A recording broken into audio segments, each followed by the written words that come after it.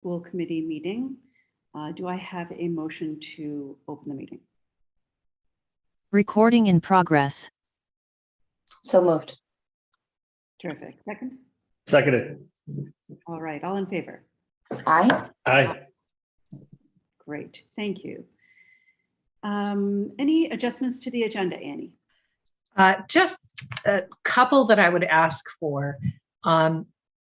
If Ms. Camuso is probably trying to get her child to bed right now, so if we could just, when she arrives, she could do that, so it may be that Jen's presenting first. And then I would ask that regardless, whenever Jen presents, that immediately after that, we take a look at the calendar in case there's any questions about the feedback that she got on the open house.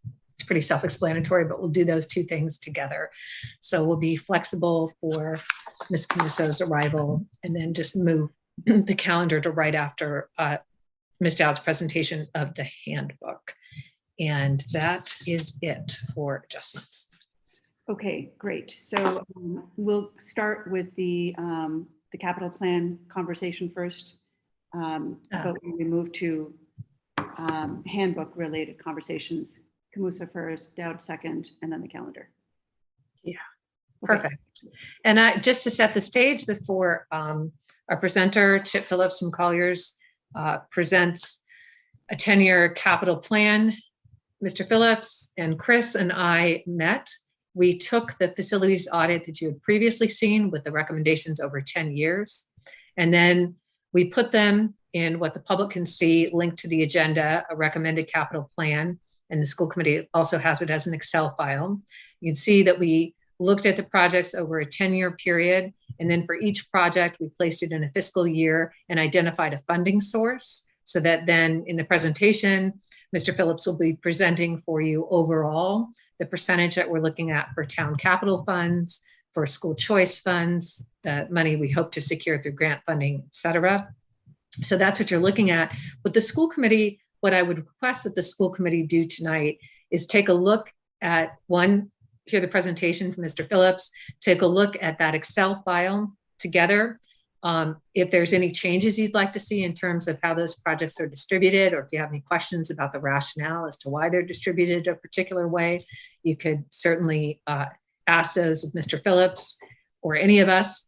And then the school committee, if you agree to how it's organized, then essentially what's happening is we would take everything that's listed in fiscal year 23 that we say that we think town capital funding should support this project. And Chris and I, on Wednesday of this week, would take all of those items and put them into the town capital form and the town capital request form and send those over to the town. The town will then decide, the capital planning committee, which Paul is our liaison to the town's capital planning committee, the finance subcommittee of the town, and I think it's those two groups, will make recommendations to the select board about which items they're recommending for fiscal year 23, which items they're recommending are voted at fall town meeting, and which are voted at annual town meeting. So as part of this presentation, I would ask that the school committee consider, does it make sense to you? Would you like to see things either funded differently, moved to different places? And of course, if you have any questions about the project itself or the rationale for its order, you could ask that. And then let us know if we're making adjustments, and if not, understand that we are going to submit those requests to the town. And that's for this presentation, and then we'll move on to CPA after. Great, thank you. Chip, welcome to the Hadley Schools. We're looking forward to hearing from you. Thank you very much. It's all right if I share screen? Yes, of course.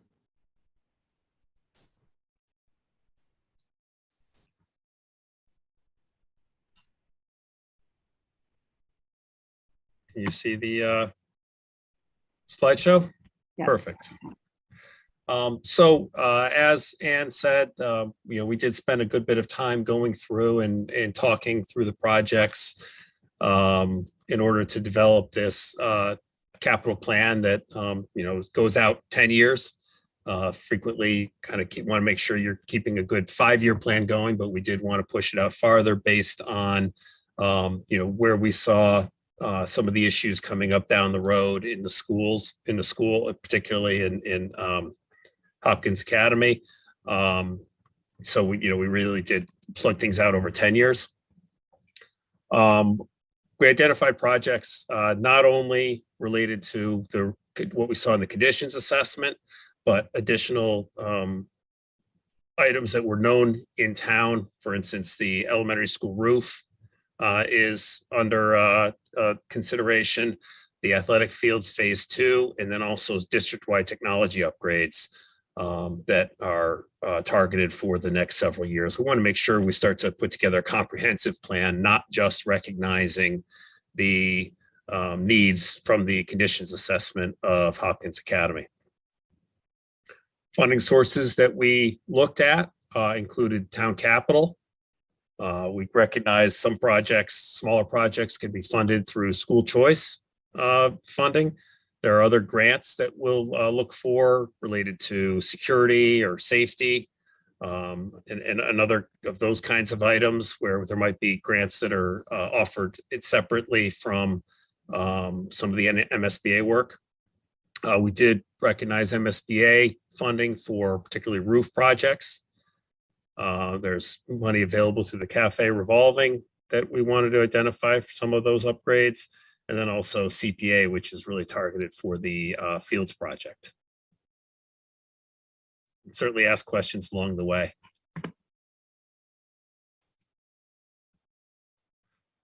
So the first thing is that the total need identified is $12.5 million in this plan, and that's in today's dollars. We'll talk when we look at the plan overall that we do start to put inflation on it, but in today's dollars, we identified $9.4 million at Hopkins Academy through the conditions assessment. The roof replacement is estimated to be $1.1 million. The fields, $1.5 million, and then another $400,000 in IT upgrades. As we identified funding potentials, $6 million, roughly half is going to be requested through town capital. MSBA for those roof projects, another 20%, $2.5 million. School choice, $1.7 million. CPA for the fields, $1.5 million. And then the grants and cafe revolving would pick up the rest of it.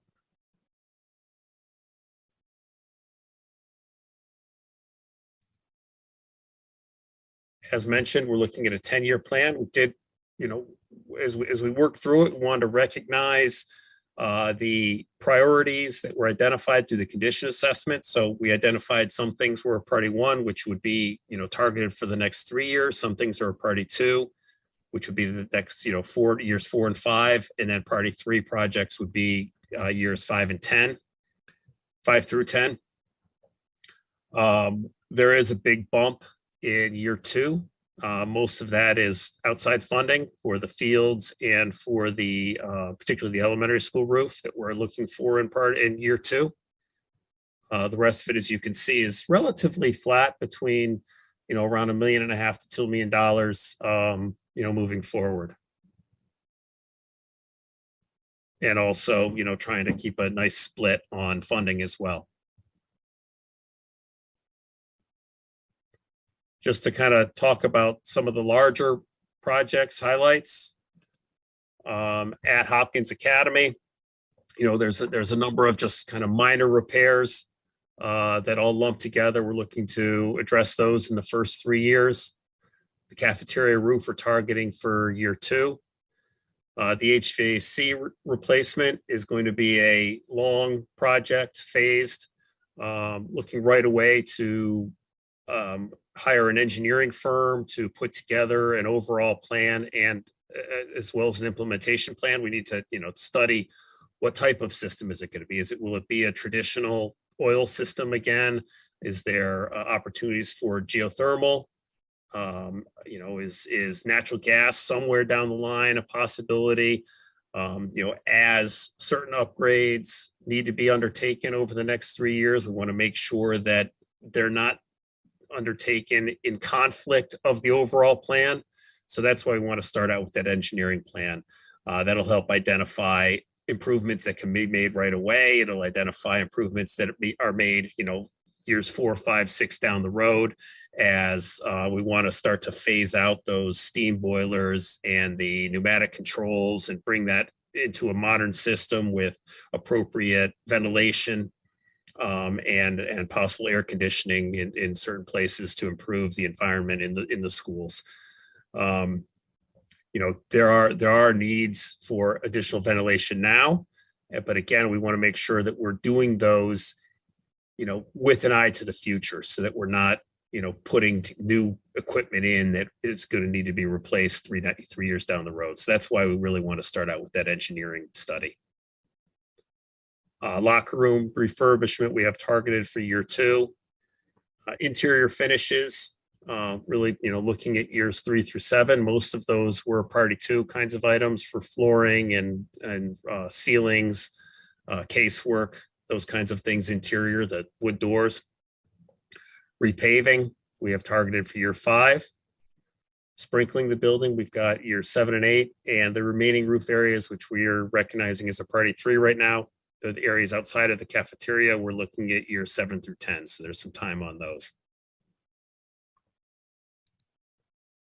The elementary school roof, we're looking at year 2.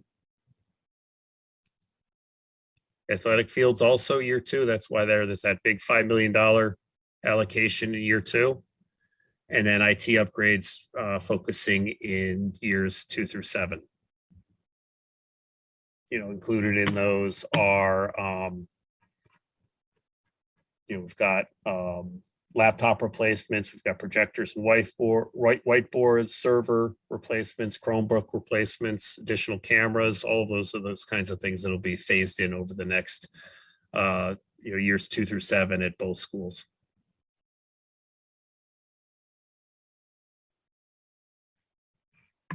And that's kind of where we are.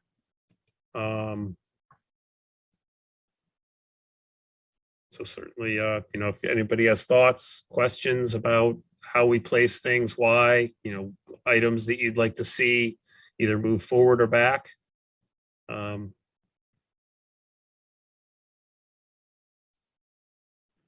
you, Chip, for that presentation. Sure.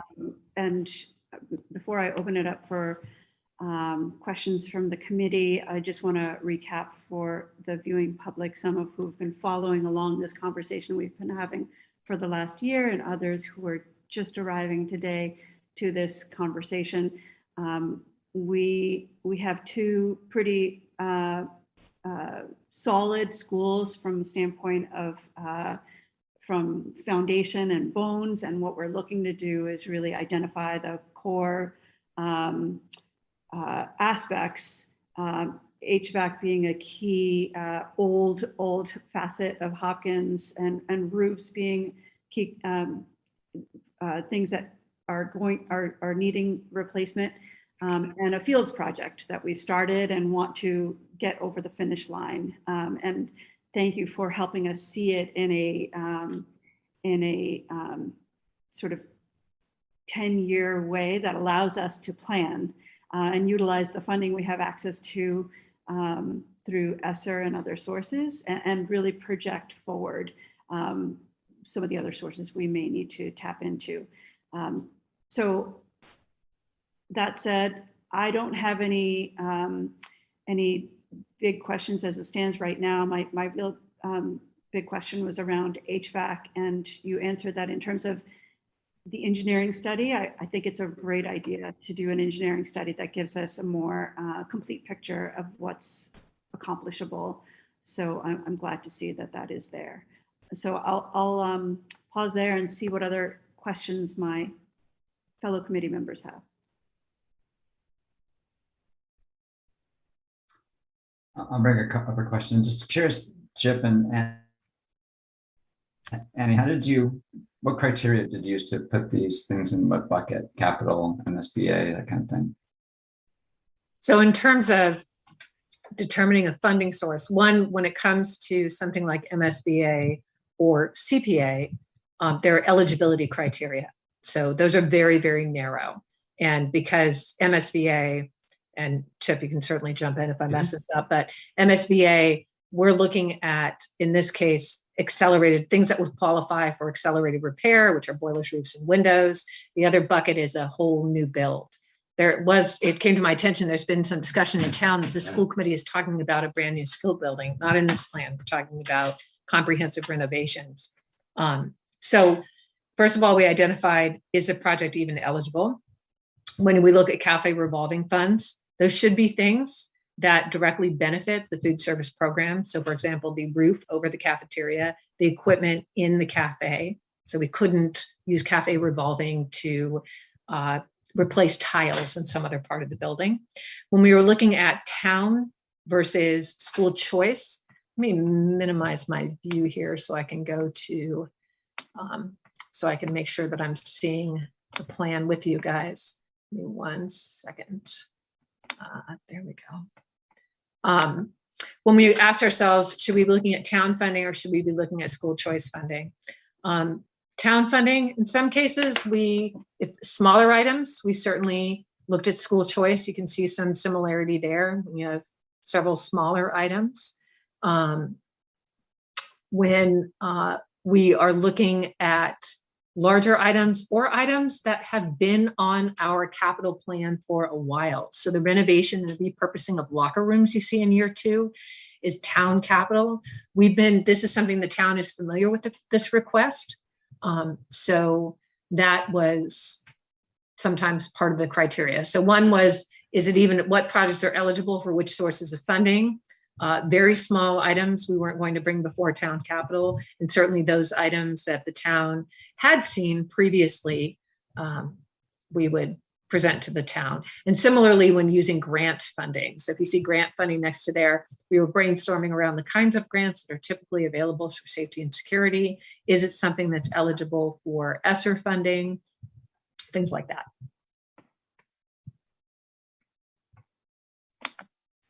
Yeah, thanks, Annie. And then just looking at the Hopkins roof, I know it was redone, but it's probably been, that was with MSBA funding a while ago. So I see you push that off towards the end of this decade. So Right. that's probably getting to its useful life by then. Exactly. Yeah. Also, Chip had mentioned that getting to the end of its useful life, but there's also, is it, Chip, that MSBA won't fund things too early or that you're unlikely, right? They prioritize based on how old it is. Both. So, right. So there is a starting point that it has to be of a certain age for boilers and roofs. I think the boiler age is I want to say 25 years. Last year, I think it was like 32 years was the youngest boiler that they funded. So, there's more funding requests than there is available funding. So, you have to meet that criteria. Roofs, I believe it's 20 years. But then again, they may not replace a roof at 20 years because they're going to run out of funding. So there may, we're targeting that range, but that may have to slide a little bit in order to get that funded. Do you remember, Chip, Annie, when the Hopkins roof was redone?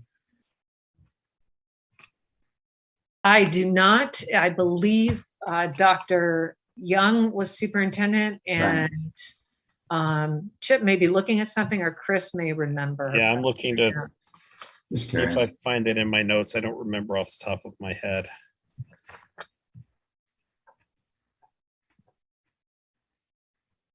If it was under Nick Young's tenure, it was before my time.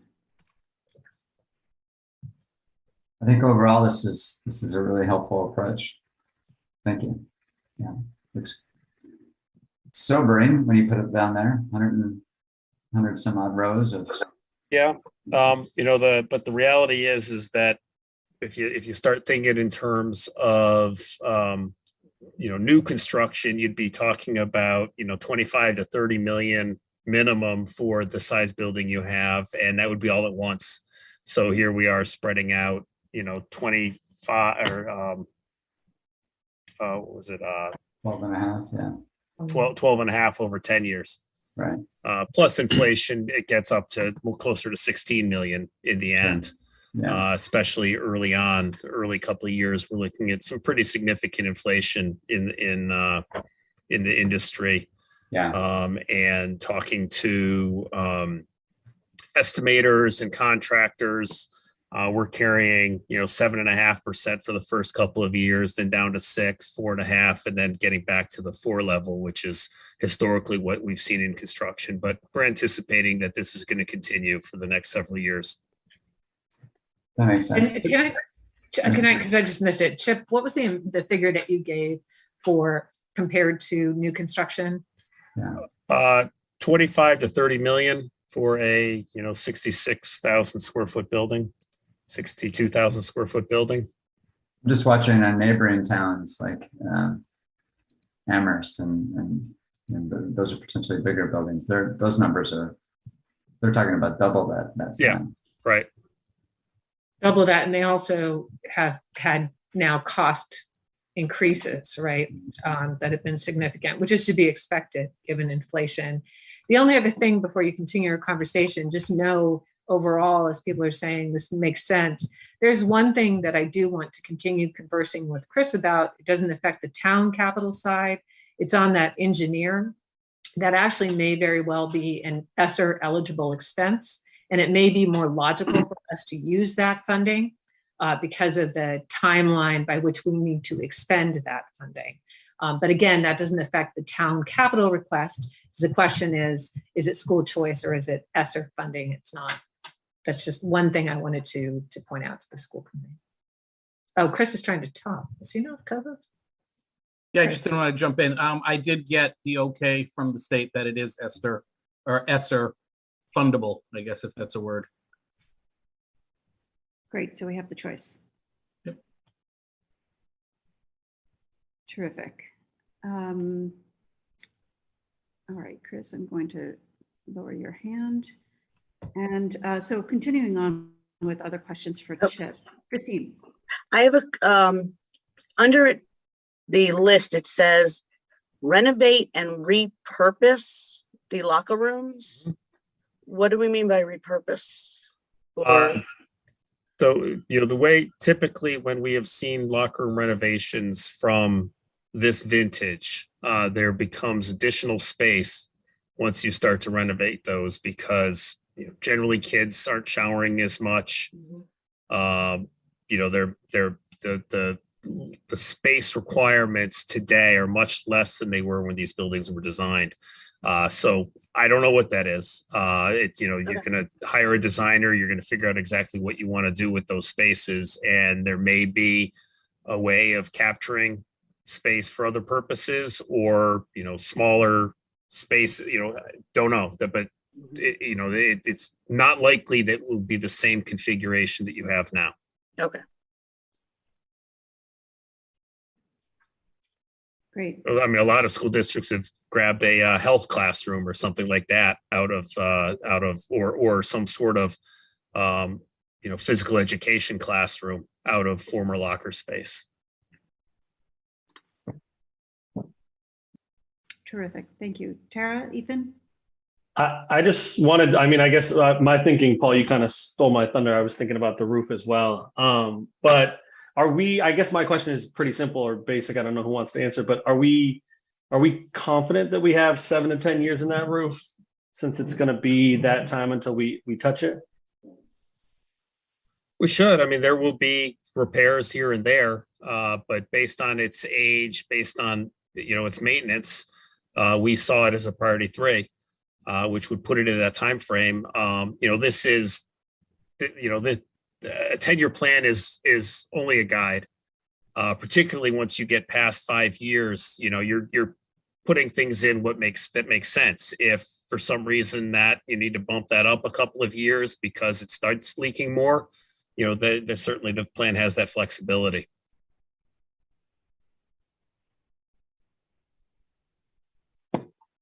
I don't have any questions, but thank you for putting this together. I think that this kind of achieves our goal that we had talked about in our retreat last year of kind of figuring out, is it is it feasible and permissible to just simply update Hopkins, or do we need to do something more drastic? And so, like Annie had mentioned, hiring Collier, we found out that we don't need to build a new building, that it's much more feasible, and our building is in much better shape than what we needed. But being able to have somebody come in and kind of prioritize and create this list is very helpful for us to have and kind of reference to and have in place. So thank you. Welcome. I would just say, I just want to call out, which I know all the school committee regularly acknowledges this. Chip just made the statement about given the condition and the maintenance of the roof. So overall, part of the reason that we are in a position of being able to renovate existing facilities is the hard work that our facility staff puts into these buildings and taking care of them. And I just really want to acknowledge it's a small school with a very small and mighty team and the facility staff, and they've done a wonderful job over the years keeping those facilities up. Thanks for recognizing that, Annie. And thank you, Chip, again, for this. Team, we will be voting on this capital plan and also the request for the town. And the rest of that conversation, Annie, should we delay till later when there is a vote, or? No, so we can start, well, I suppose let's move on to the CPA discussion, and then we can go back and take care of all three of these at once. Before we move on. Great. Thank you. Do you want me to stick around? I don't think you have to. School committee's asked all the questions they need. I think you're good. Thank you, Chip. All right. I mean, you're Certainly- welcome to. You're welcome Uh, to stay for the night. Really. Certainly give me a call on my cell phone if any other questions come up later. Thank you so much. All right. Thank you very much. Right. Okay.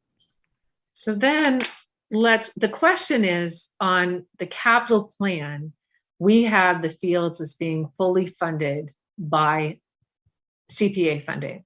So I also in your agenda am going to ask that you open the draft CPA document. I got to get it open too. Would be helpful. And essentially on the draft application for September 1st for the CPA, you'll see that I have put in parentheses, insert amount. So the question is, would we like to ask CPA for the entire amount? In phase 1, and Chris, you can correct me if I'm wrong here, my recollection is when I read back over our proposals, particularly when we went back for some additional funding, that we asked CPA for roughly 80% of the funding, and we provided roughly 20% of the funding. So the two blanks on this CPA proposal, which I would like to get to them tomorrow, are total amount from CPA and CPA funding request. Actually, if you skip to page 3 out of 3, CPA funding request, CPA request as a percentage of total budget, other funding sources and amounts. Those are all blank. So I just need the school committee to make a determination about that. We would adjust the capital plan accordingly in terms of just funding sources. And then you could also vote to approve the capital plan with the understanding that everything that's slated for town capital funding, Chris and I would submit to the town this week. So a discussion of the school committee and thoughts on the CPA request and the other funding source. At this point in time, my recommendation would be think of that as school choice and CPA. I do know that we were successful, and I'm very grateful. Board of Trustees, East Hampton Savings Bank, many other people and individuals in the community who contributed in phase 1. But at this point, I would suggest that we just think about school choice and CPA, given how much money this is, and the fact that we want to get things underway. Yes, that fundraising effort was at a different time. It was pre-pandemic, it was pre-inflation. There was a lot of circumstances were quite different. Before we dive into deliberation and discussion, I'd love to get your thoughts, Paul, on why we landed on the 20% and how you feel that factored into the final decision-making on the last go around, and how important it is or not to contribute in that kind of way. Yeah, to be honest, Samara, I was trying to think about that. I don't know, Annie, if you recall why we came up with 20%. Yeah, I was just going to come to your rescue there and say, in fairness to Paul, I don't think either of us know. So, so ignorance is company. I think, I could double check this with CPA, but it's reasonable to assume that CPA usually does, when I think of other projects, that they do expect that projects are not 100% funded by CPA. Now, I'm not sure when we're talking North Hadley Town Hall. I'm thinking of the Zaturka Park and some other ones that there was an expectation of contribution. And I don't think it was ever, and it certainly isn't in their documentation now. I think it was kind of an unspoken guideline, perhaps, previously, is what I'm recollecting there. And yeah, that being. I think that's right. And we had a lot of conversation with CPA. I know we're going to submit something and have another conversation. They have their September meeting coming up, right? Yes. Yeah, I mean, I think that's the one thing that would be a good discussion point with them, is if they do have that expectation. That's what we've done in the past. I mean, you could collectively look at this as one large project, phase 1 and phase 2. And then overall, you'd say we essentially give 10%, maybe something around that number. So I do think there's a lot of momentum on this project now, right? There's a lot of use of that walkway. I think the public is more interested in a larger walkway. So I think we're at a different place to say, hey, look, there's clearly we've shown what we hypothesized, that this would become a public benefit, the walkway, and it would be well used by the students and the town, and that's true. And so maybe I think it is fair to go back to CPA and just be honest about it and just say, look, we really want to complete this. We were always talking about this as a multi-phased project. Coming back now, yes, the cost, frankly, is a little bit higher than I expected, and that's a lot to do with where we sit globally, right, with inflation. And so, but I think there's no point in waiting. We've always thought about this as 2 phases. Let's get the second phase done.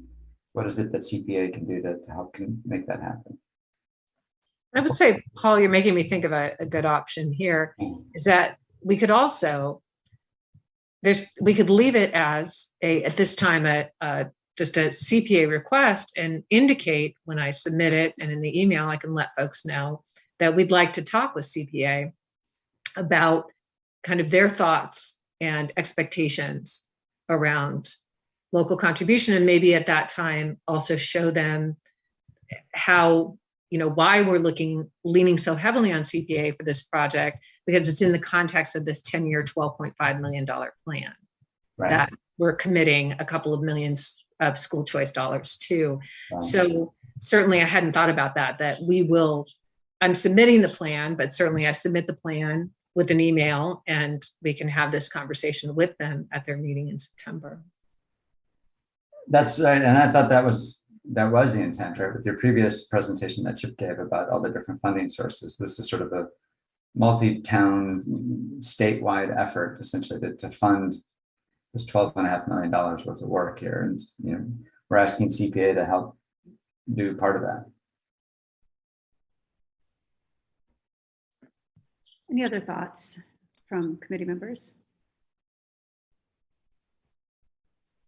I think Annie just answered my question, because I had 2. It was, one question was 80% during phase 1. I just don't remember what that amount was, that ask was to CPA. And 2, if there was a definitive ask, if there was any rebuttal from CPA, or was it just a yes, no answer? So I kind of like the idea of more of a discussion and rationale behind it, if that's possible. I think that kind of answers my question. We went to CPA multiple times. The first time was more theoretical. We had and they gave us some seed money to go and do the further design. So we did that, and then came back with a much more specific ask. And I think at that point, Annie, we asked for a certain amount, and they gave us a certain amount. Yeah, and then they gave a second one. So our first ask, I forgot about the seed money. There was seed money. Then we went with the $400,000 ask. That's right. And then we needed an additional 185, and I just read it and I can't remember what the 185,000. So all in all, and we applied some school choice to that too, and we did do some fundraising as well. So it's Yeah, and it's roughly, very, very generous from the trustees and absolutely. Yep. So yeah, there was actually 3 kind of the getting started, the initial based on the cost estimate, and then we did ask for some additional money after that. But we could certainly have a conversation with them, and I could explain, as I said, that we would welcome the chance to talk with them and place this project in a much broader context of building and field renovation in Hadley Public Schools in both buildings.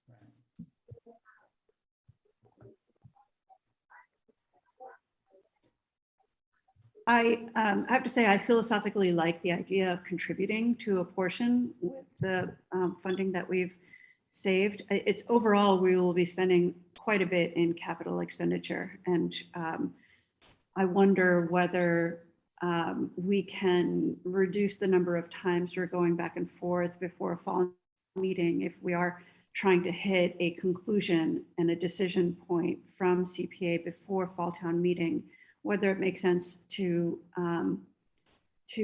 yes, agree that we are going to go have an open conversation, but also decide and be ready to contribute as much as, say, 10%, and see if an amount of 10% would suffice for the overall project this time around. I don't want to indicate the expectation that we're hoping for 100%. I mean, it could be we land there. That's fine. But I'm just feeling as though indicating our interest in putting in our savings towards this plan also goes a long way to demonstrating to the town that we are fiscally prudent and also have a share in the outcome of this project. in certain points, it's really just taking it from one pot to get to another pot. And so if we do pay 10% of the fields, that means we're not spending 10% on those long lists that Chip just mentioned.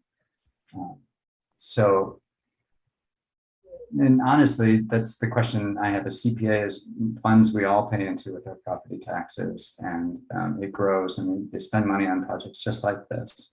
So it's a healthy pot for us to ask for. No other aspects of that long list can we go to CPA for. So I hear what you're saying, Humira, but I wonder if we put it in the big perspective of here's the big ask, here's CPA's role, here's how the school choice is going to contribute to so many other aspects that are needed.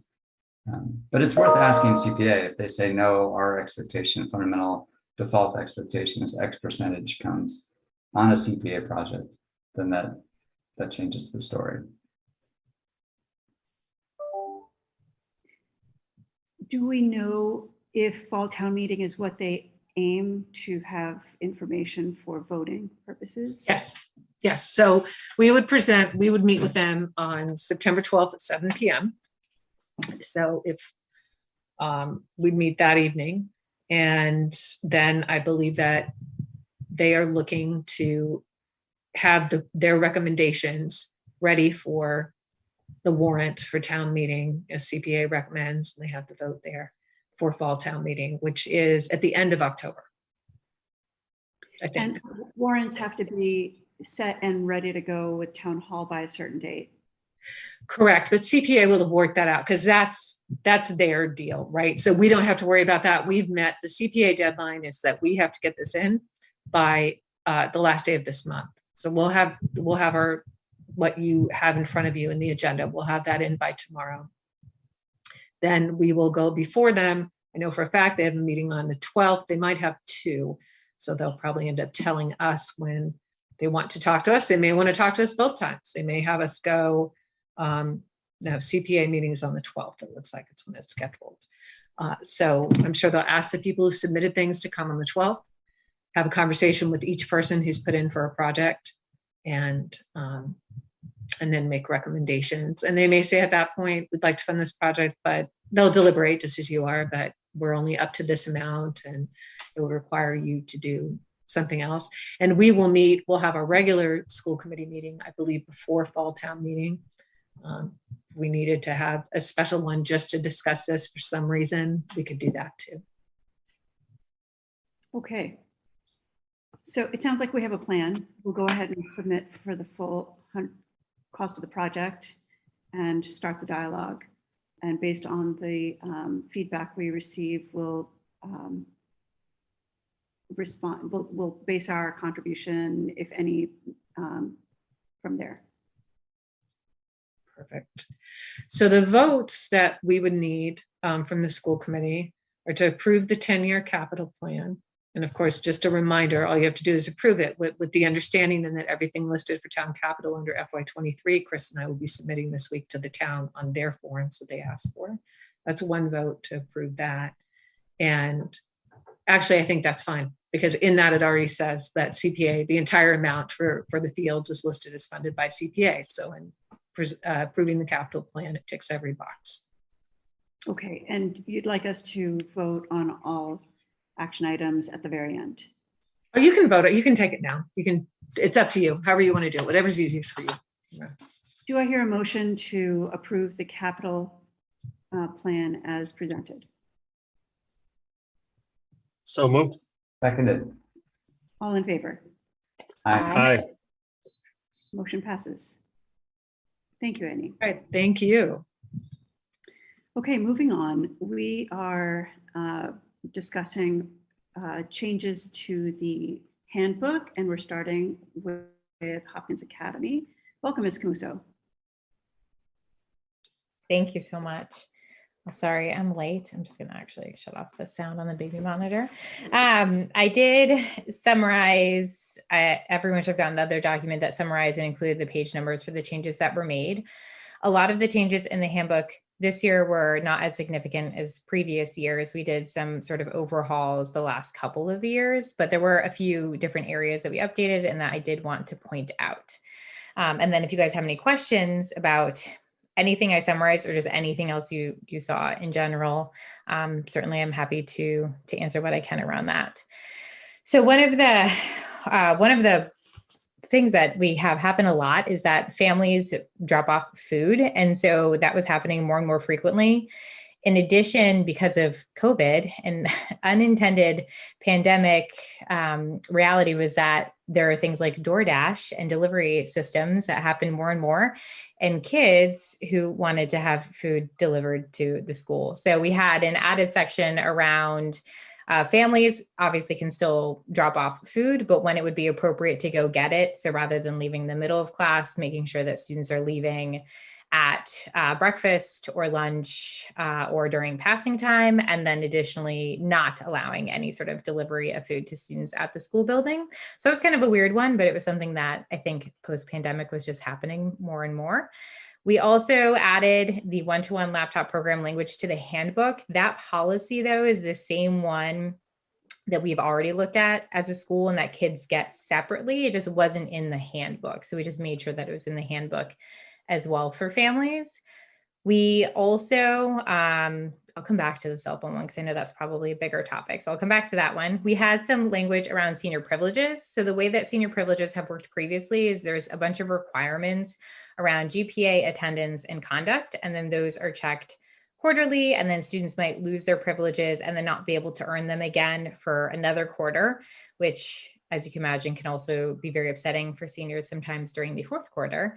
So we made a couple of changes to that. So one change is that instead of seniors having to reach these certain thresholds initially, we want to say that all seniors can be eligible for senior privileges in order to be more equitable and inclusive. In particular, some of our students with IEPs frequently cannot earn senior privileges because of their GPAs. So we did want to make that change. And then instead, hold that as a privilege and an incentive. And if a student is, failing multiple classes or coming in late every single day, then say, okay, we're going to suspend these for this amount of time and then come back to that later. And then they can sort of earn those back when they've made the improvement that they need to make. So it's a little bit more flexible around how that works. The other changes we made to what their privileges actually are, there was language in there about parking spaces, which a class had wanted a few years ago, which isn't really something that we can enforce and wasn't really something that was much of an issue. So we took that off, but then instead added that they could leave class 5 minutes early before lunch. Lunch this year is 26 minutes instead of 30 minutes. So that kind of gives seniors those few minutes back for traveling or leaving campus, and it's during their electives. So it is just, kind of that extra bonus piece for them.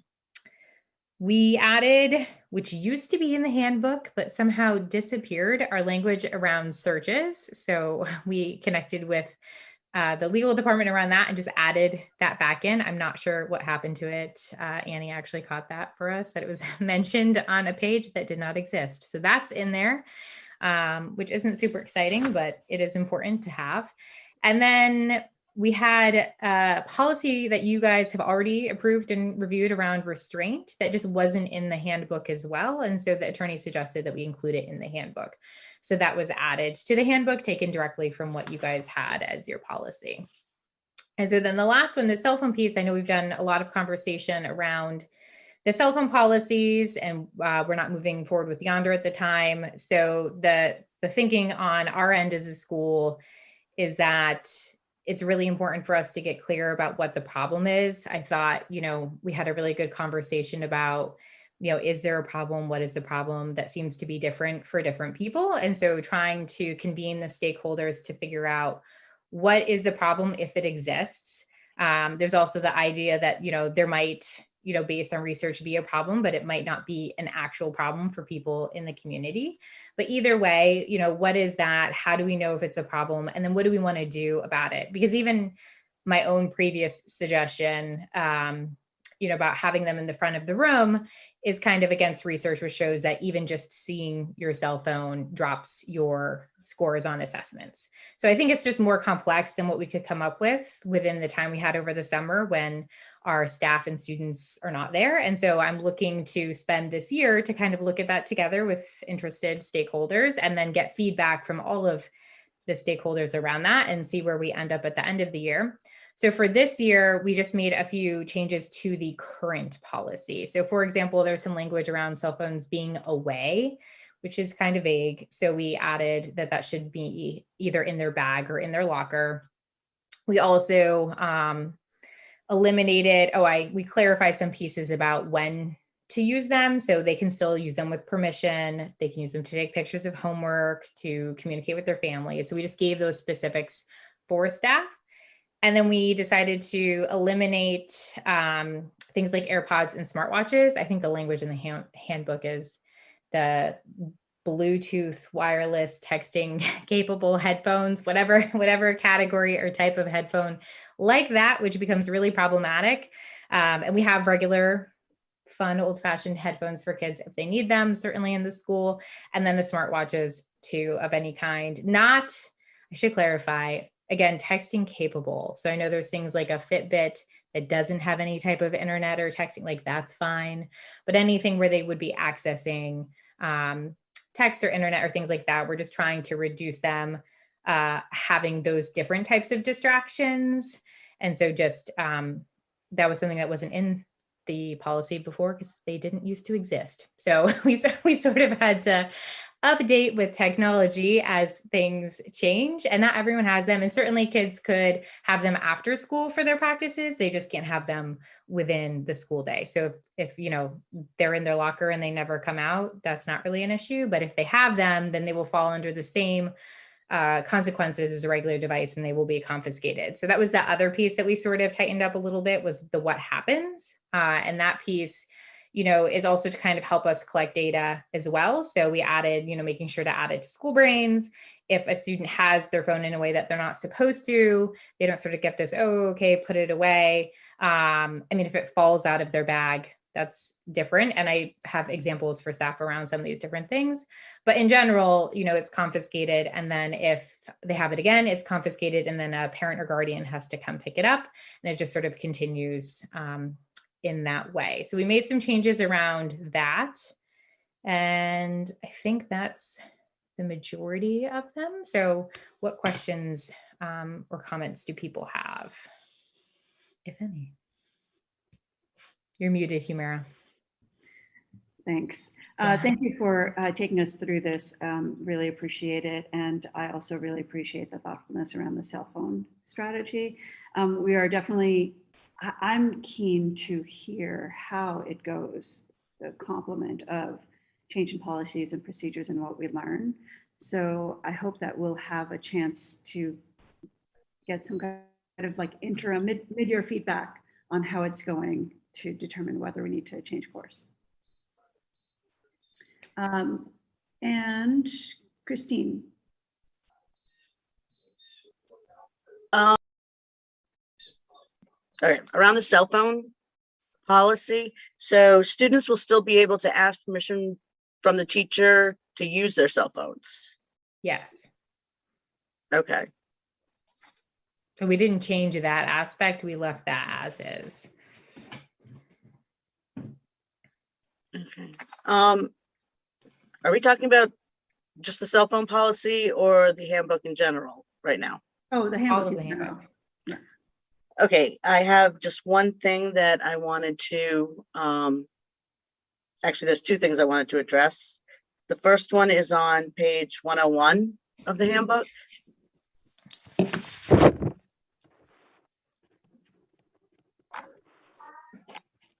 Under the examples of bias incidents.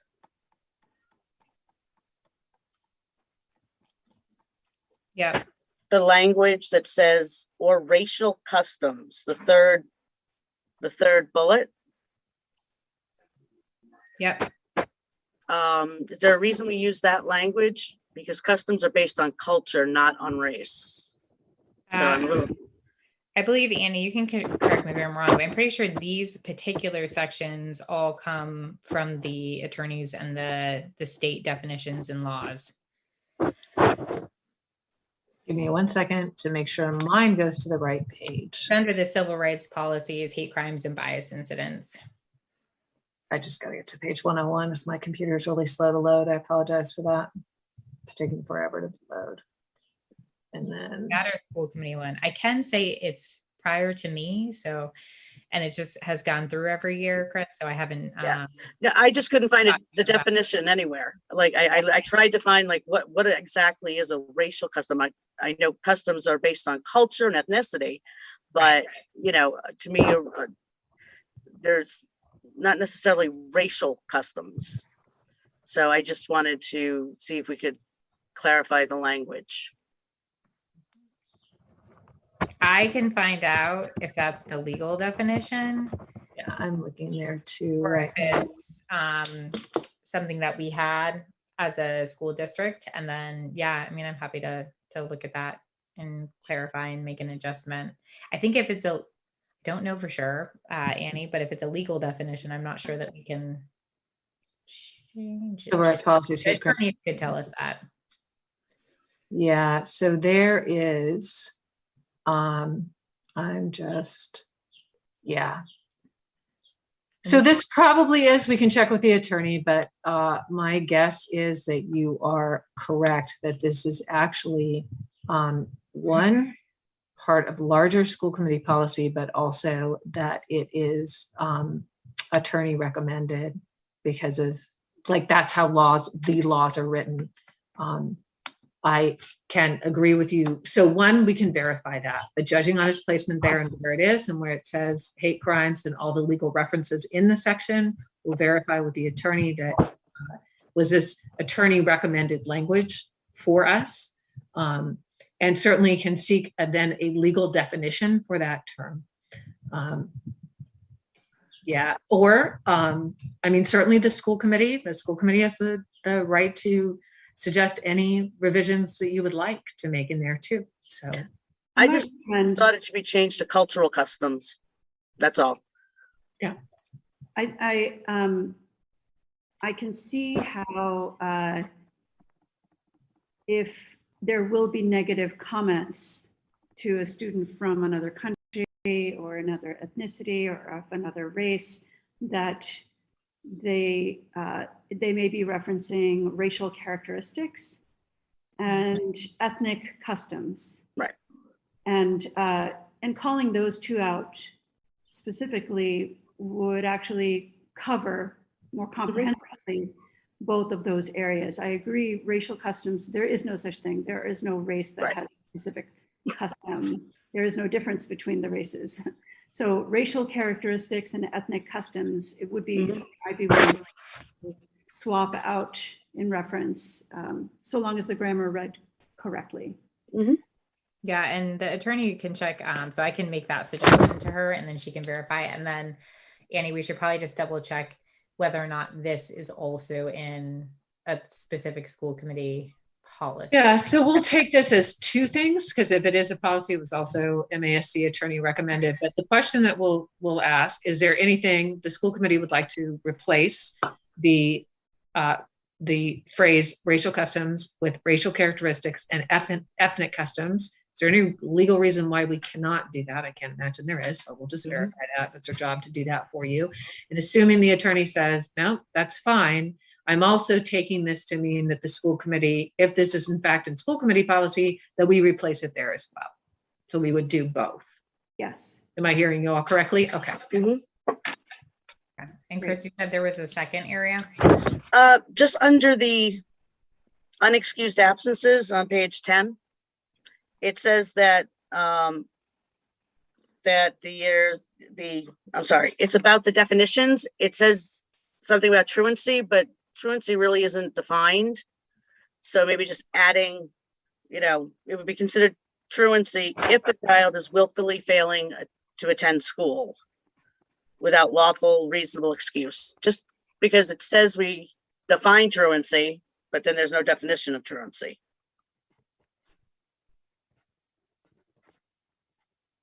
Okay. That's a good Because idea. a lot of people may not know the difference between just unexcused and a truant.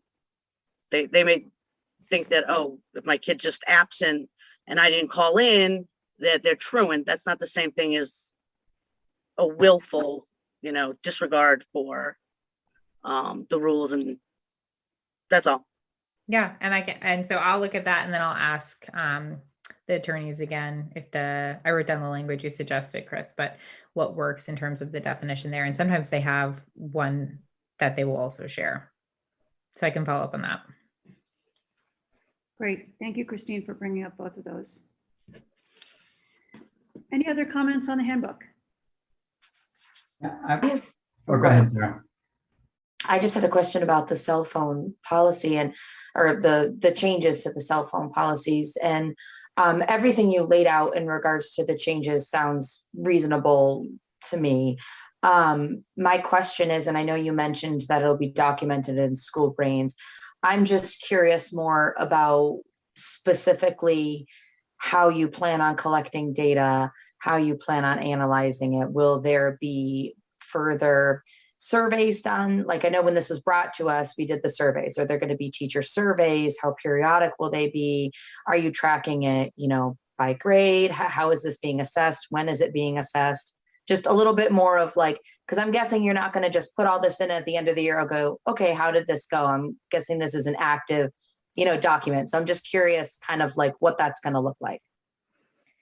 Yeah, so I have a draft action plan with some different steps and some different sort of timelines around that. So the beginning of the year would have some surveys that would go out to the different stakeholders with a variety of different questions to help define the problem and then how concerning that problem is. Because I think, again, those are two separate questions that we're trying to answer.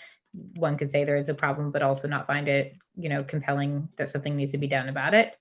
And then in addition to that, we're looking at the data quarterly. So I have an outline of some different meetings set up for people who want to be a part of this task force, and they would look at that data together. You can export everything from School Brains. So when you do that, you can look at it and filter it by grade, or how many times a particular student did, or even in a particular class. So there's all sorts of different categories of information that you can look at around that. And then certainly when I meet with the people who want to be a part of the task force work, if there are some suggestions around, further survey data later in the year, I'm open to that. Like one of the first things we'll do is take a look at the action plan that I outlined and see if we are missing anything. And I'm happy to email that to you guys if you want to see that. I think it might be in the newsletter I'm sending out tomorrow, but I can also email it to you separately. Who is comprised of the task force, or who do you envision it being comprised of? So anyone who wants to be a part of it, but in particular, I would like to see parents and guardians, staff, and students. And so as you can imagine, I haven't had a huge amount of students respond to my request for participation from this or for the community read yet, or as much staff as I would like since it's been summer. So I'm hoping that once we're back in school, I'll get a bit more, and I can also recruit some people in particular. So I've had a few people volunteer, a couple parents and a couple staff members and one student right now who have all volunteered. And I'm just waiting for the school year to kind of get back in to see if I can get a little bit more interest and participation. And then we'll convene and have our first meeting, which right now is scheduled for October 6th, to develop the surveys. So I'd be curious if, this is something that was brought, not the last meeting, but the meeting before, I forget, to school committee's attention, right? This is not something that school committee put on there. It was something that was brought to our attention, and it became kind of charged pretty quickly. And it's pretty important for staff and for parents and students of the school community.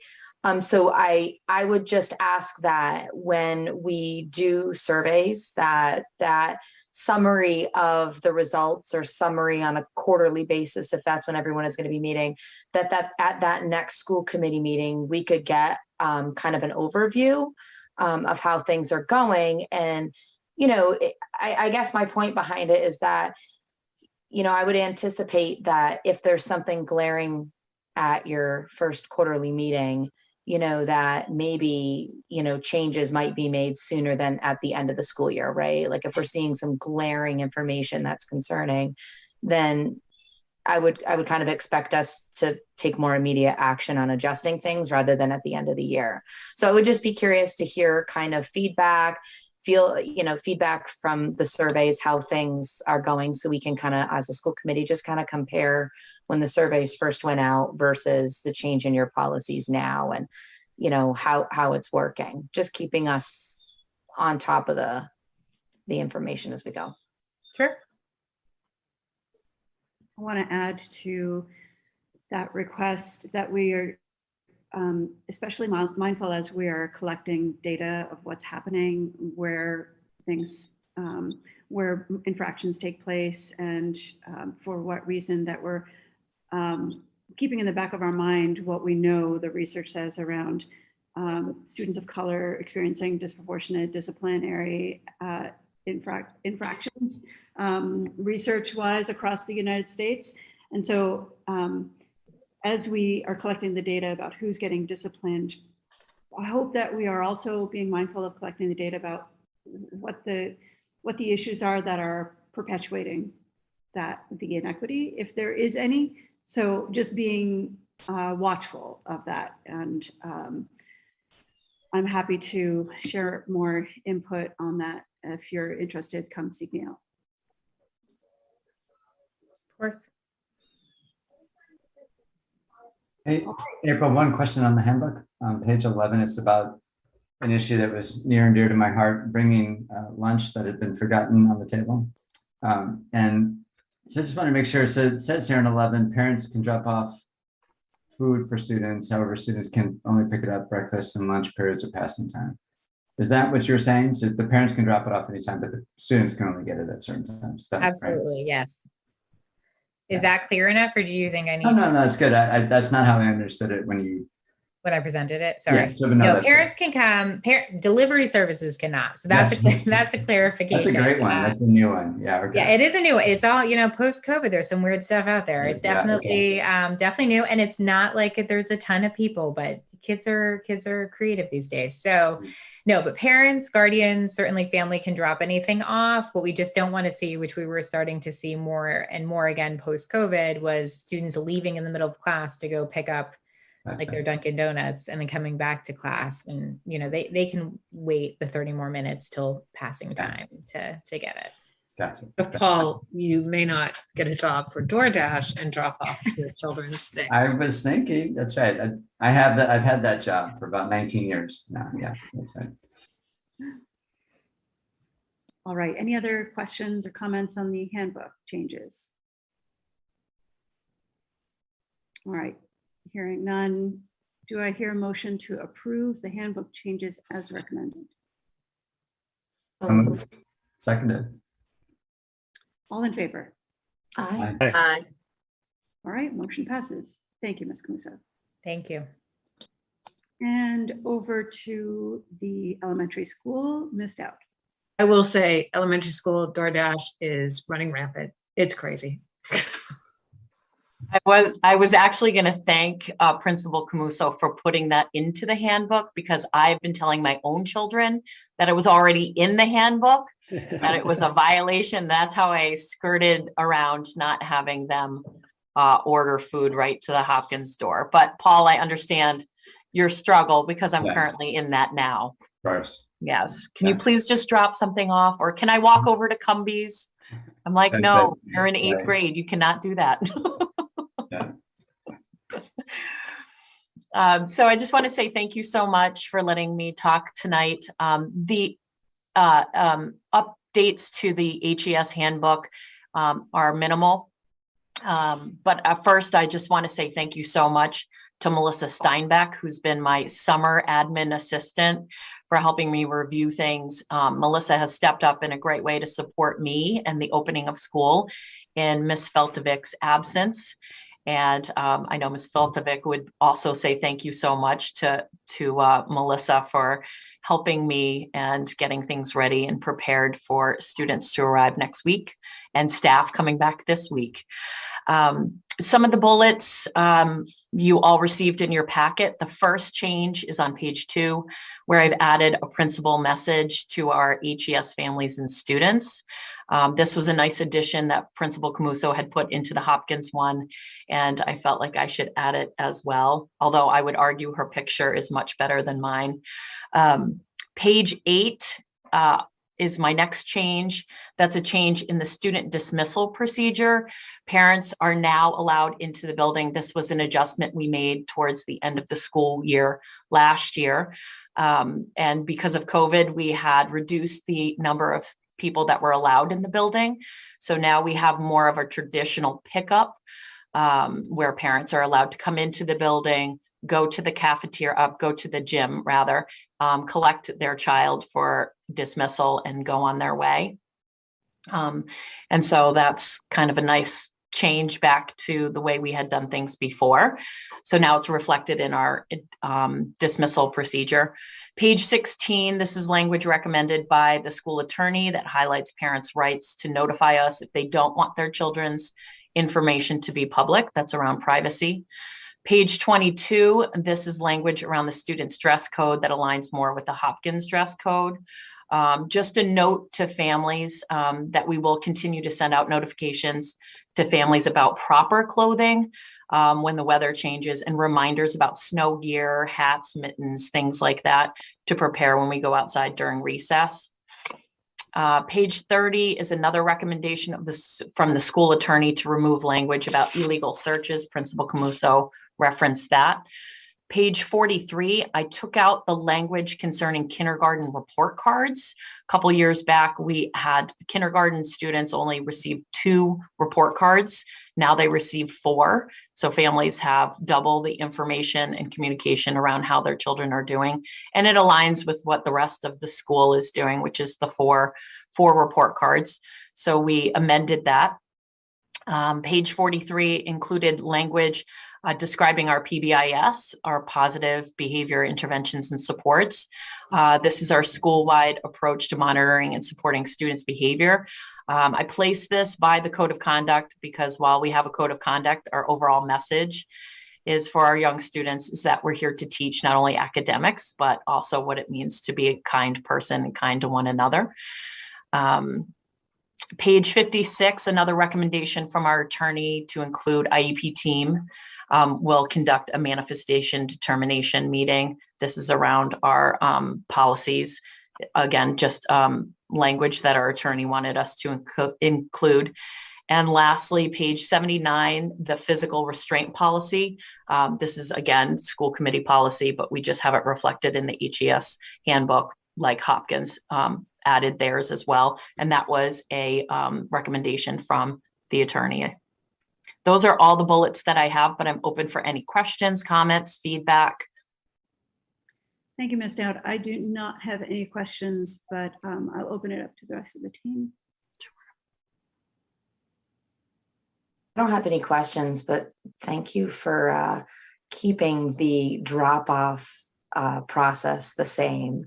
I know a lot of parents really like that new process. And, you know, I know that when we started that, it was a little bumpy, and the changes that you made along the way have made it super efficient for parents who are trying to like hurry up and get their kid and get to work, or if they've got other little kids in the car. It's fantastic. So thank you. You're very welcome. There's always a lot of conversation about drop off and pickup, and I'm going to continue to help families out that have multiple children, little children, getting in and out of the building safely. Our drop off is going to continue to be the same, like you said, Tara, because we recognize that the drop off in the morning went very well for parent drop off. And if it's not broke, don't fix it kind of mentality. And so we're going to continue with that. Obviously, we needed to change the pickup because security and safety is very important. Not so much when you're dropping off, because those are the people that the children are supposed to be with, but picking up, we really have to make sure that we know that our students are going home with the appropriate adult. And so that's why we needed to still put those safeguards in place for parent pickup. I just wanted to say thank you and give a shout out to Melissa Steinbeck, who was one of my students and has not changed. She was amazing then. She's amazing now. She's really been, I really wanted to give a shout out to her because she really has picked up a lot of extra work and trying to make things run smoothly. And as you know, Ms. Feltovic's is a difficult person to replace. And she was been in the front office for many years, but I'm really excited, and she has let me know that she's very excited about her replacement, who's Kelly Higgins, who started today. And I didn't know that. That's wonderful. Yeah. I love Kel. And so we had a great first day, and we're feeling a little bit calmer in the front office. And so we're just ready to go. Great. Good luck. Thank you. I do want to remind, this is for the public, the school committee, you received this, and just a reminder that when you voted to approve Hopkins, this language will be added, and it will also be added to HES. The principals did not have this. The attorney sent this to us just prior to the weekend, and that is just the reminder that there will be a statement that electronic video, not audio surveillance, is used in school buildings and on school grounds to deter crime and enforce the district rules and policies, as well as the laws of Massachusetts and the United States. A video recording may be subject to the provisions of the Family Education Rights and Privacy Act and Massachusetts Student Record Law. Access to the video surveillance system is limited to building principals, assistant principals, and other district personnel as approved by the superintendent or his designee. And this is similar to that we do have recordings on school buses. Those families are aware of this because we've used it to kind of investigate things as they've come up, but we want to make sure that language is in both handbooks so people know that if they enter our district. Thank you, Annie. And just two things. One is I must say I always enjoy reading the recess rules about things. The slides are for going down, not walking up. And then Jen, your picture's great. So, yeah. Thanks, Paul. I appreciate that. It's funny. It's one of those rules where you're like, it's common sense. Do I need to put it down? And the answer is yes. Yes. We constantly need to remind kids that slides are for going down, not up. No biting, no sticks. Yeah. Great. Any final comments or questions on the handbook? Okay. So do I hear a motion to approve the handbook changes as recommended? So moved. Seconded. Seconded. All in favor? Aye. Aye. Motion passes. Thank you. Ms. Dowd. Thank Appreciate you. it. Thank you very much. I'm going to lock up Hadley Elementary School and go home. So if you guys Have a need good anything, night. thank you very much. Thank you, everyone. Take care. All right, moving along, we are looking next at the calendar. And Yes. right? Yes, so yes, and I'm going to stay for this one. yeah, so I am, at my famous last words, this is the last calendar you see. I think it is. So the two things, Ms. Dowd spoke with faculty members and also some parents gave her feedback that they would like to see a more traditional open house in the fall. So we are looking to have open house for Hadley Elementary on September 29th, the evening of September 29th. Hopkins Academy will have its open house in April, so we're moving it up from May. This would allow parents with children in both buildings to go to each building, not have to feel like they have to split their time. And it makes sense in terms of school choice. So Hopkins Academy is always trying to aggressively kind of go after school choice. More so, there's more competition for high school seats than there is for, meaning competition, there are more high school choices for kids than there are elementary choices. So trying to get school choice applicants is not as much of an issue at HES as it is at Hopkins. So we're timing Hopkins again to kind of time with school choice season. Also, it's a time where parents can then see what courses their children have registered for in the upcoming year. So Hopkins still in the spring, just a bit earlier in April, and Hadley Elementary will have a fall open house. I do have a question. Is there any feedback from the teachers on this as to how they felt? I know Jen can say for her teachers. I can tell you at Right. Hopkins Academy, they very much enjoyed what we did last year in the spring because, well, you taught at Mhm. Hopkins Academy. Yep. It is very different, a fall open house at an elementary school than at a middle and high school.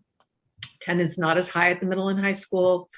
So the faculty really liked how we set it up last year, which was in the spring, having these kind of all kinds of poster boards, a common place where people could go, see clubs, see extracurriculars, rather than just having to move through their child's schedule. So yes, we did hear, which is part of the reason we're having two. Jen can speak about her staff had a different idea of what they wanted.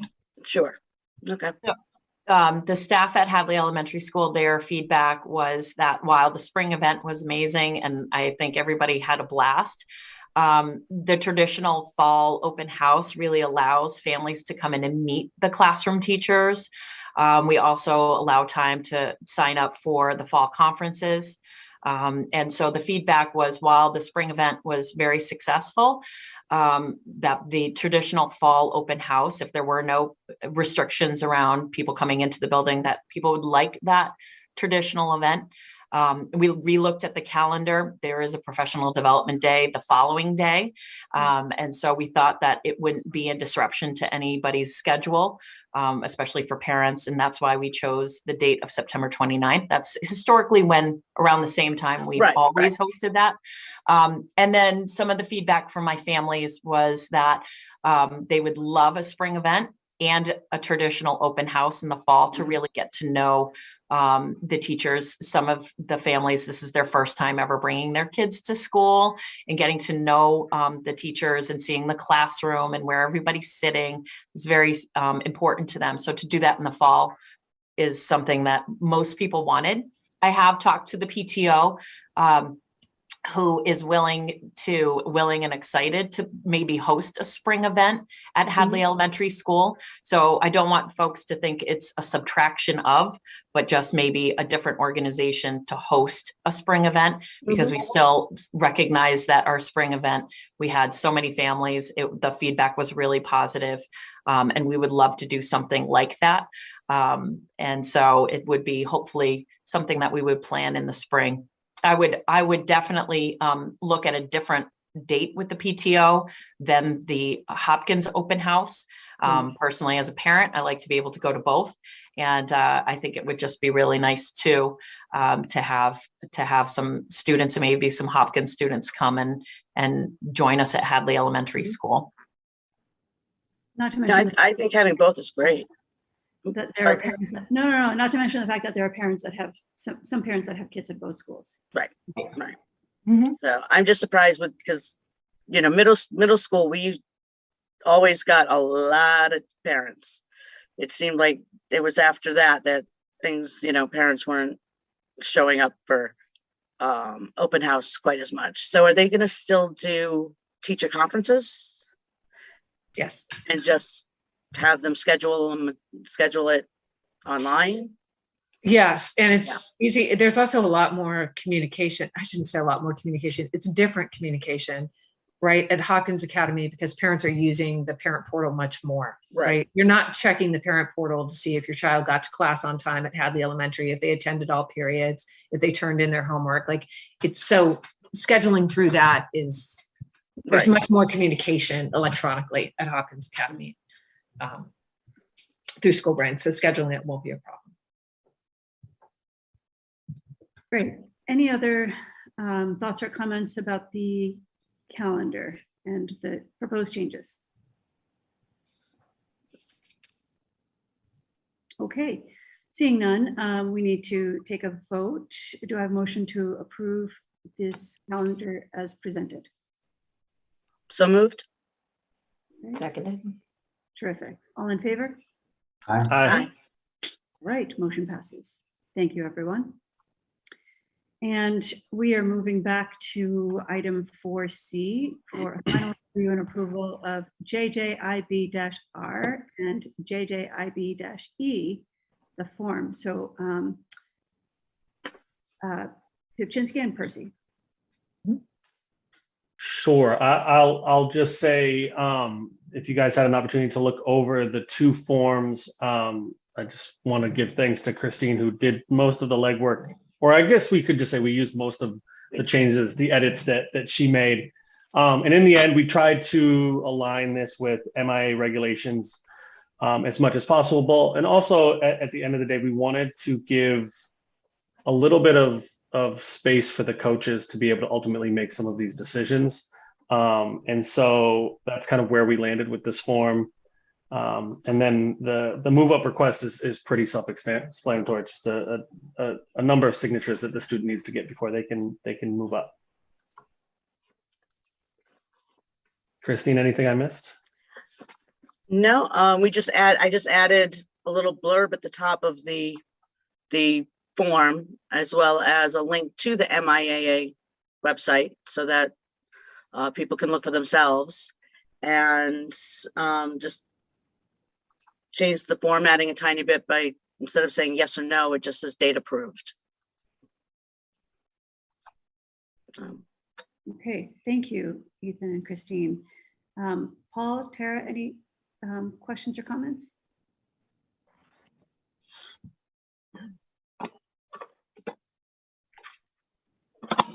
Yeah, I think it's pretty clear and really reflects the conversation we had last time. So I'll entertain a motion to approve the both the policy and the form. So moved. Okay, do I hear a second? Second. All right, all in favor? Aye. Aye. Okay, motion passes. Thank you very much. Yeah, thanks, Christine. Thanks, Ethan. You're welcome. Okay, we are on item E, school committee representative for driver negotiations. Yep, super quick. And I will say, Humira, I'm glad that we ended up doing the action items one at a time, because I realized I hadn't put the policy in the list of action items. So at the end of the meeting, I would have forgotten. So I'm glad we did these one at a time. We have driver negotiations. Initially, the school committee had recommended or had voted that Humira and Ethan would be the representatives for bus driver negotiations. The attorney, this is not the Hadley Education Association MTA, this is a different union. Those attorneys want to meet in the mornings, usually between 9 and noon. And so having said that, Chris, a retired teacher, did offer to take on that role, which I thought was, I had asked her about that and her availability, which I thought made sense given Ethan and Humira's work schedules. Also, by having one representative, it is not subject to posting of an open meeting. So if we had to make last minute schedule changes, we don't have to worry about 48 hours of posting. Minutes from these meetings, when they're released from executive session, will be available to the public. So if it's okay with the school committee, I would recommend that we appoint Chris Pip to be the representative for driver negotiations. Thank you, Christine. You're welcome. It's okay with me. Ethan? Absolutely. All right. Do you need us to vote on this? Yes.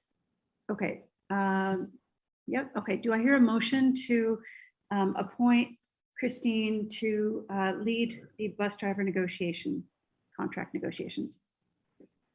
So moved. Seconded. All in favor? Aye. Aye. Okay, motion passes. Thank you. Thank you, Christine. You're welcome. All right, moving on to 5 discussion items. Clean school bus program. And Yeah, this is really just an FYI for folks. The first round, the EPA is going to have, I think, a total of 6 rounds, or yes, total of 6 rounds, because 1 round of funding. And the funding would provide school districts with money to acquire electric school buses.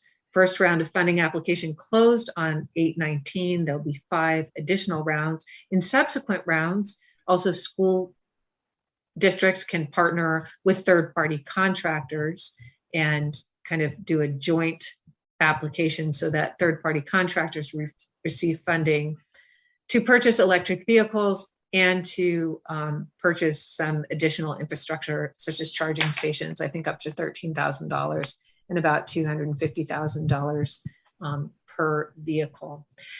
If there are, as this funding becomes available, and the school committee can ask questions now, or you can be thinking about it, and when the funding becomes available in September, I can bring this topic back. But if there are any questions that you would like me to investigate as we look into this, I'm assuming, here's the assumptions I'm operating under, that this is something that overall the school committee would be interested in and in exploring. And also whether it was, even if it was working with a third-party contractor who was using more fuel efficient and greener vehicles. So I'm operating under that assumption. I know that the town has a green committee, so I know that the town is concerned with this. Here are examples of questions that I have that I haven't yet had answered by, our state doesn't have yet an FAQ, but Vermont has one out. I was able to get some information there, but the questions I had were how long for battery replacement? You can see I found 8 to 10 years there. Cost estimates on battery replacement. They have some now. There is some talk that the cost of batteries are expected to decrease over time. I do have some questions about the underlying assumptions associated with that decrease.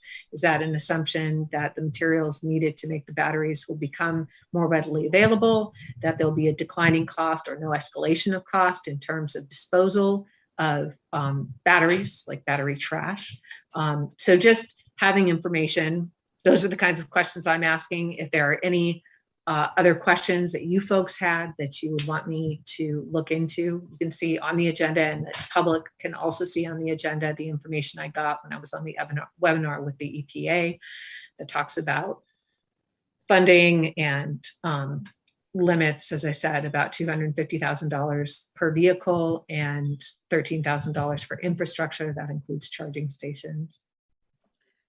So this was just an FYI, not an action item. And I also anticipated that potentially school committee members could be asked about this from members of the public or from other appointed or elected officials in town, since there is kind of a lot of discussion around ways that the town of Hadley can become more greener and more fuel efficient. So if you were approached and asked, is the school department participating in this? You have additional information about what the program is, how long it's expected to go, and what we would potentially be looking at doing, which would be one of those future rounds of funding that I would bring back to you. thank you, Andy, for keeping an eye on this and raising the questions that we would want to know. I agree with you that the town seems to be strongly in favor of leaning towards greener solutions. I think fire and safety also is exploring vehicles that are electric, if I understand, police cruisers and such. And the Green Committee is definitely very committed and really reflective of, I think, an overall sense in the town that this has to happen one day when we are eligible. So thank you for keeping an eye on this. Christine. I just have a question. We're talking about full electric, not hybrids, correct? Is that believe part it of is. it at all? It's full. Yeah, I full do elec- believe it's full electric. I can Okay. check that, but they routinely said electric buses, and I never heard the word hybrid. It's an excellent question that I could check on the website too, but I never heard them say hybrid. Okay, I was just curious, and because there was some mention of over a certain amount of weight that they were excluded in terms of the policy that we looked at for the town. Oh, so You let see me what I'm saying? clarify. Okay. Yeah. I see what you're saying. So, so this is, and I know you're saying this is separate. The town has a policy that you folks put on last time that is kind of its standalone, that the town would, that policy that we also are recommending to the town, that policy, it would exclude any bus that was over 10,000. So school buses are excluded. The town would like to increase its energy efficiency and increase its fuel efficient vehicles and purchase fuel efficient vehicles in the future. School buses are excluded. So we wouldn't have to do this because of the town policy. This is more so it's not an expectation and not connected. That's an excellent question. Okay. This is more, EPA is saying we are making a significant amount of money available nationally for districts that are interested in getting more fuel efficient. We're being proactive, basically. Yeah. Okay. And I would hope that the moment we are eligible and you let us know that we can act. Any other thoughts or questions? Mhm. Christine? No, I'm just trying to lower my hand. Okay. Okay. No action required on this. And Annie, thank you for keeping us abreast. Moving on to review of school committee meeting dates and scheduled presentations.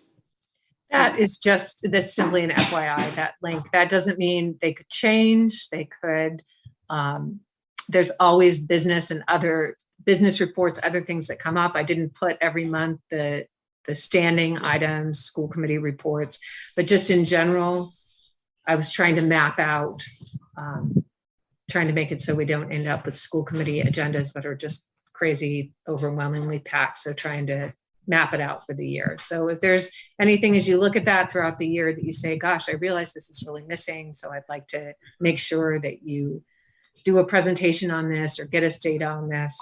And again, I heard tonight, we want updates on cell phone. And so regular business would continue to happen. I just was mapping out for you the big ticket items for the year and when they get done.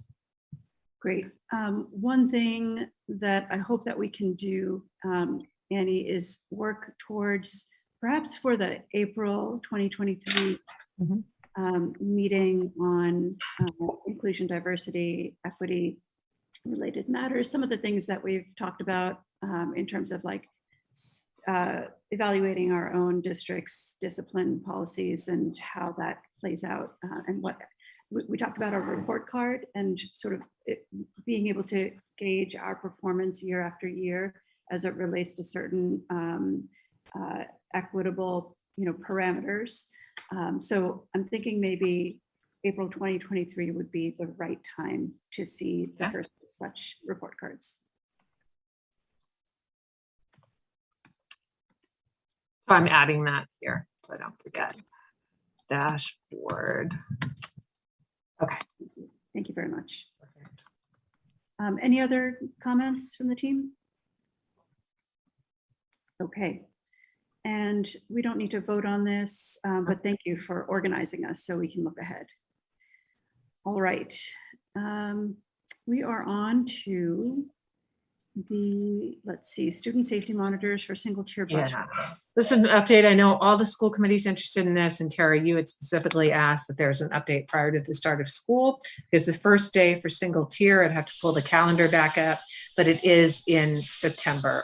So those days where all the students ride the bus together, because Hopkins will be starting later and Hadley Elementary will dismiss early. So we have those routes, we have seating charts. The elementary, every student on the bus has an assigned seat, both elementary and Hopkins Academy students. All the elementary students are at the front of the bus. Hopkins Academy students are at the rear of the bus. And then I will be, since I have the seating charts, the Hopkins Academy students on each route, I will be asking students if they are interested in either earning service hours, the hours that they need for National Honor Society and other things. It could also be students who don't need those service hours, but would like to apply for for pay as a minimum wage position. You can't get service hours and collect pay. That's not how the service part works. But so we'll be, since I have the seating charts, we'll be asking students to apply to be kind of elementary student helpers. Right, so we're not asking these Hopkins students to police their peers per se. They're not discipline enforcers. They are sitting at the front of the Hopkins crew, and they're kind of there as the elementary helpers, right? And helping us just make sure the elementary kids are comfortable. And we thought that that made sense. I'm hoping that that meets with your approval as a way to go forward for the single tier. I love that framing. I like the approach. Yeah, thank you. Okay. All right. That was it with that. Okay, terrific. Thank you. Any other comments from anyone else about that? Okay, terrific. And we're on to the business manager reports. Over to you, Chris. Okay, good evening, everyone. I have 2 reports for you tonight. There's no grant report because, well, right now there's no grants. So the applications were just released for the majority of them, and they haven't even been submitted yet. They're not due until next month. So typically it takes about 3 months or so for the grant report to materialize. But I do have the regular expense report. Again, because it's so early in the school year, there's really not a whole lot of excitement to report in this. If you look at the expenses we've had so far, we only had $265,000 year to date. So,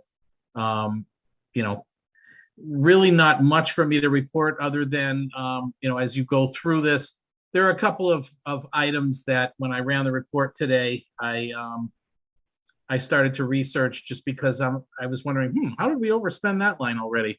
And it was really just a question of items were posted to the wrong account. And so we were working on fixing those throughout the day.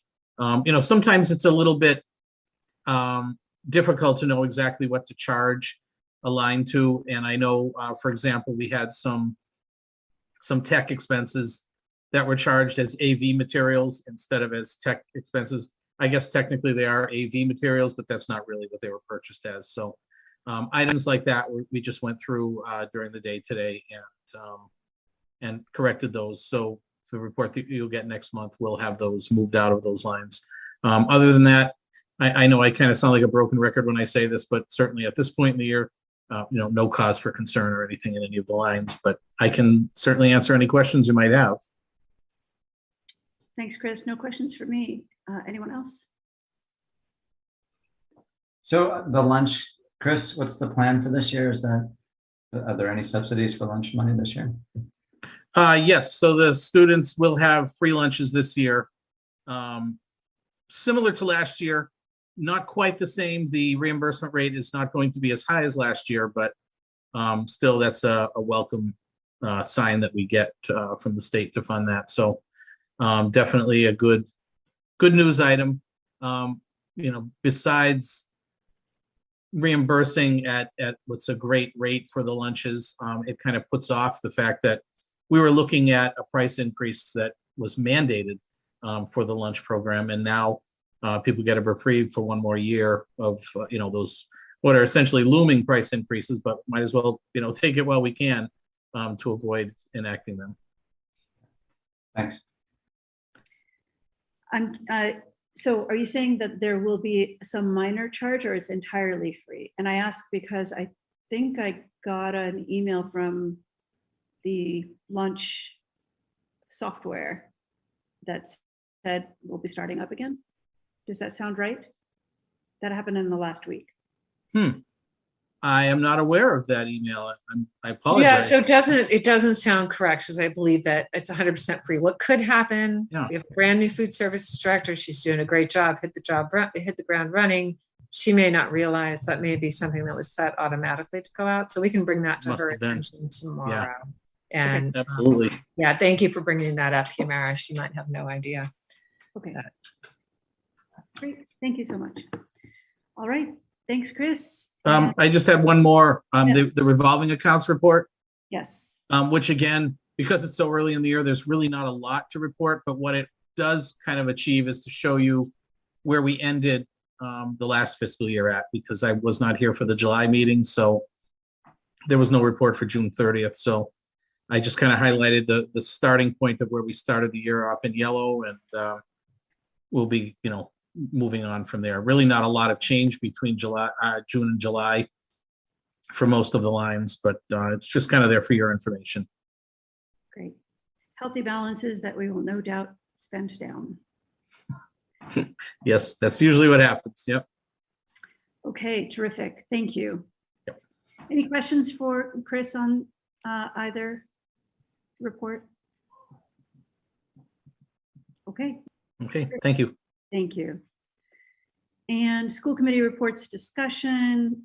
First is finance. Annie referred to this earlier. There has not been a meeting yet. I continue to wait to hear from our town colleagues on them pulling that together. And CES, Tara. No meeting this month. I will have an update for you in September at the next meeting. Okay, terrific. Moving on to announcements.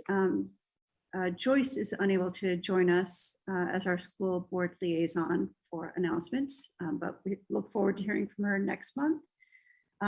Do any of my colleagues have comments or news to share? Okay, I have one note to share, and that is that Hadley Learns is having another Hadley World's Fair. Last August was a very successful event. Over 40 people attended. We had international foods from over 30 countries. It was a lot of fun with activities that had people meeting one another and getting to know people who they may never have met in town. So the event will be September 23rd. That is a Friday from 5 to 7 p.m. And this year it's in collaboration with the library. So it will be held at the library, and the library is really getting into it by featuring cookbooks and authors and items from its selection that help the public become aware of international foods and also markets the event. So I highly urge you to put it on your calendar. Would love to see you there. And we're so thankful to all our collaborators who are participating in helping spread the word, including you, Annie, and the superintendent's newsletter, and anything we can do, just like last year, to get the word out to families that may not necessarily come out to the sports events and the regular Hadley events. This might be a great way for them to meet people both in school and outside of school. All right, terrific. And we are on to action items. So we need to approve the minutes of July 23rd. Do I hear a motion? So moved. So, seconded. All right, all in favor? Aye. Aye. Terrific, thank you. Approval of the AP warrants, July 2022. Do I hear a motion? So moved. Seconded. All in favor? Aye. Aye. Okay, very good, thank you. Approval of the payroll warrants. This is one I think, Paul, you abstained from. That was a question I was going to ask Andy. I'm being, actually, after this, I don't think you'll have to, but I'm just being overly, I don't know where payroll fell. So this will probably be the last time I separate them out, and then you and Heather no longer have this issue. They'll just be approval of warrants. Terrific. Do I hear a motion to approve the payroll warrants from July 2022? So moved. Oh, second. Second. All in favor? Aye. Aye. All right, excellent. We approved the capital plan as well as the 2 handbooks, the calendar, and H and now, I, when we reconvene in open session, so we'll go into executive and then reconvene in open. And so it's just a question about the next meeting date. okay. So as noted here, the next meeting date, 4th Monday, falls on September 26th.